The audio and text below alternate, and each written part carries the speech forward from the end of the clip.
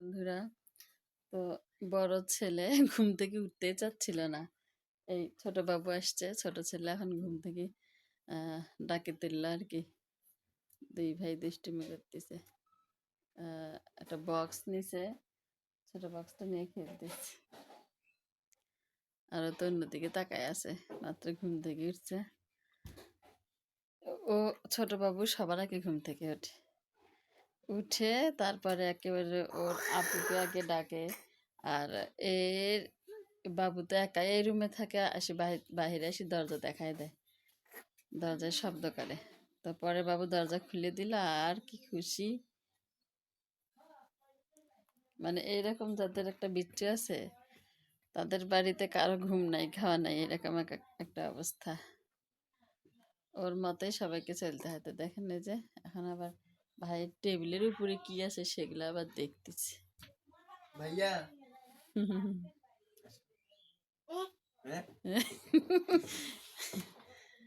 চিন্তা করছে তোমার ঘুম থেকে ডাকিয়া এখন আবার নিজেই আবার করতেছে।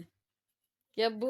ভাইয়া যে রাত জাগি পরে সেজন্য বিস্কিট আছে, আর বই খাতা আর কিছু নাই আব্বু।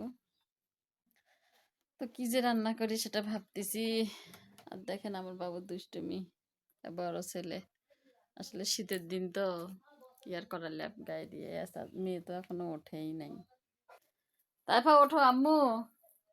আজকেও আমার রুমে শুয়েছে, রাত্রে সম্ভবত ভয় পাইছিল। এই যে ডাকতেছি, এখনো ওঠেই না। আই মোনা, ওঠো। কি যে রান্না করি কিছুই ভালো লাগে না খেতে, ঘন্টার কি একটা যন্ত্রণা আমাদের।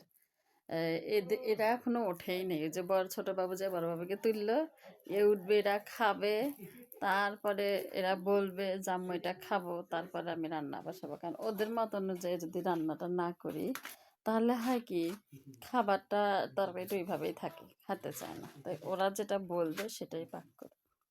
কে দুই ভাই গান ছাড়ি দিয়ে কি সুন্দর শুয়ে আছে, অথচ আমি কিন্তু একটু আগে দুজনকে উঠতে বললাম, ছেলেকে উঠতে বললাম নাস্তা খাওয়ার জন্য। এই দেখেন খালি দুষ্টুমি। আমাদের এখানে আটা পাওয়া যায়, তো আটা তুলতে দিয়েছিলাম, আটাগুলো অনেক ভালো। তো এগুলা এখন এটার মধ্যে উঠাবো, উঠানোর পরে তারপরে রান্না বসাবো। একবারে ভোগায় রাখলাম। এই আটাগুলো অনেক ভালো, তো সিরিয়াল লাগে এই আটা তুলতে যে, কিন্তু আমি আসলে আমার এক ফুপুকে পাঠাইছিলাম, তো উনি তুলে দিছে। ধনে পাতা, রসুন, মরিচ, টমেটো সালাদ বানাবো।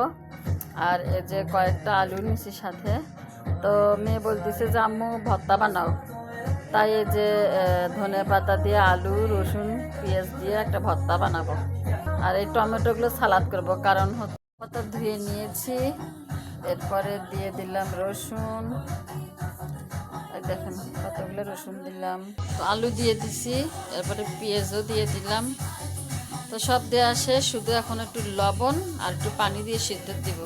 তো লবণ দিয়ে চুলায় বসিয়ে দিলাম। আর যে একটা আলু দিছে, এটা ছোট বাবুর জন্য, এটা ব্লেন্ড করে ওকে খাওয়াবো সিদ্ধ হওয়ার জন্য।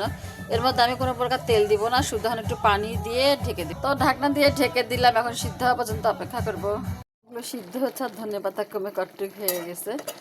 তো ভালোভাবে সিদ্ধ হয়ে গেলে আর পানিটা কমে গেলে আমি ভর্তাটা বানিয়ে ফেলবো। খুব সুন্দরভাবে সিদ্ধ হয়ে গেছে, দেখছেন। তো এখন আমি বাটনার মধ্যে এগুলো বাটি নেব। আর এই আলুটা আমার ছোটো বাবুর জন্য। তো বাটনার মধ্যে নিয়েছি, এখন সুন্দর করিয়া আমি এটা ভর্তা বানাইতেছি বাটনা দিয়া। তো দেখুন সবগুলো কিন্তু আমার বাটা হয়ে গেল, এখন শুধু আমি সরিষার তেল দিয়ে দেব। তো দেখুন সরিষার তেল দিয়ে দিলাম, দিয়ে এখন সুন্দরভাবে মেখে নিচ্ছি।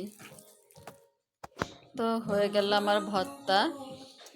যাদের মুখে রুচি নেই তারা কিন্তু এভাবে খেতে পারেন।